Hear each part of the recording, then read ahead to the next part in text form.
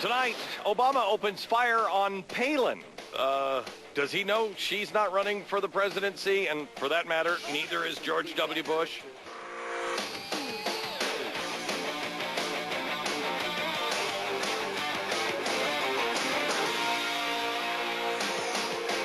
Hello, America, and welcome to the program. My name is Glenn Beck, and I just want to set myself apart from Keith Olbermann.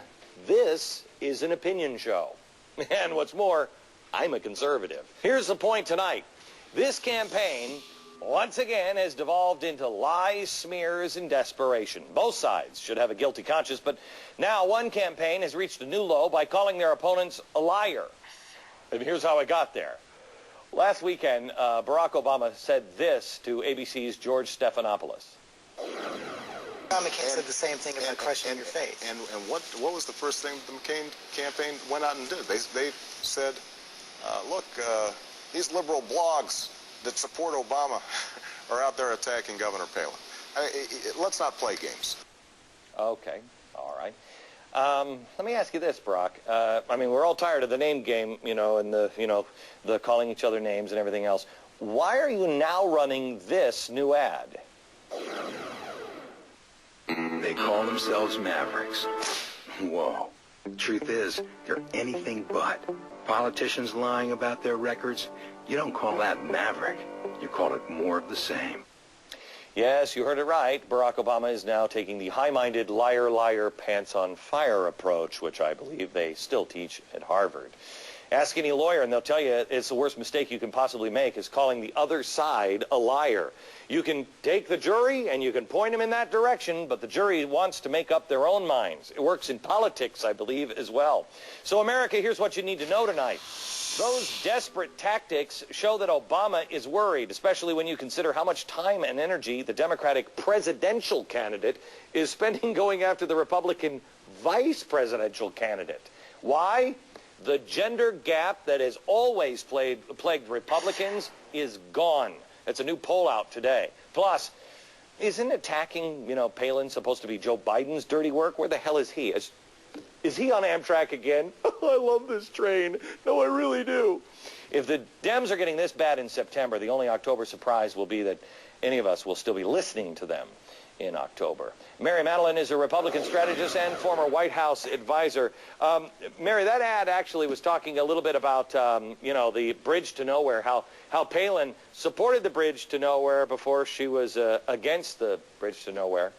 Do you know the facts on? Do you know the facts on Obama and Biden on the bridge to nowhere? They voted for the bridge to nowhere, and she stopped the bridge to nowhere. You know those facts. And if we want to be for who was for what before they were against it, he was against tax increases. I mean, now he's changed his position on taxes. He's changed his position on Iran. He's changed his position on the surge. He's changed his position. He was against or for many substantive issues before he was now where he is. So he needs to be careful on that. The matter is, as she said today, and didn't you love this when all the cameras cut away from his presentation to her, just introducing John McCain, as she said today, he, Obama, requested $1 billion in earmarks. Those two voted for the bridge to nowhere, and she has cut millions and millions and millions of dollars when she was governor.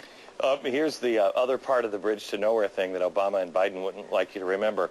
There was a second opportunity on the bridge to nowhere for those in Washington. Senator Tom Coburn introduced a bill, and he said, how about we take the funds from the bridge to nowhere and cut it and redirect those funds to Katrina victims. And both Obama and Biden voted no. We're very familiar with that down here in Nolans. I love that. Okay, why do you suppose that Obama is going after her? I mean, that should be Joe Biden's job. Have you ever seen a presidential candidate go after a vice presidential candidate like this? No, Glenn, and you're right. You're a good strategist. That's the worst possible position you want to be in the sprint here, because here's what's happened. They both got movement off their conventions. But John McCain got what we used to call the big mo. He got momentum. He's transformed this entire race. Game changer. You've heard all the cliches about it, but the fact is, as you sensed in your monologue, he changed core constituencies, women, by 20 points. The core narrative, Obama is just politics as usual. And he changed the geography of the whole thing. She's getting industrial states. She's going to get Western states for him. And most importantly, people like you and me, Glenn, who were skeptics on this, can now be enthusiastic conservatives for this race.